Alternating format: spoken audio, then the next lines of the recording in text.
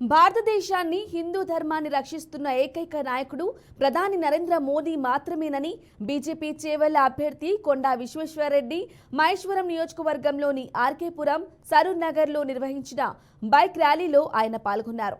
దేశం మొత్తం ఫిర్ ఏక్ బార్ మోదీ సర్కార్ అంటూ నినదిస్తోందని అన్నారు కొండా విశ్వేశ్వరరెడ్డి. కేంద్ర నిధులతోనే తెలంగాణలోని నగరాలు, పట్టణాల అభివృద్ధి జరుగుతోందన్నారు. కాంగ్రెస్ ఇచ్చిన గ్యారంటీల్లో ఒకటి కూడా పూర్తిగా అమలు కావడం లేదన్నారు కొండా విశ్వేశ్వరరెడ్డి.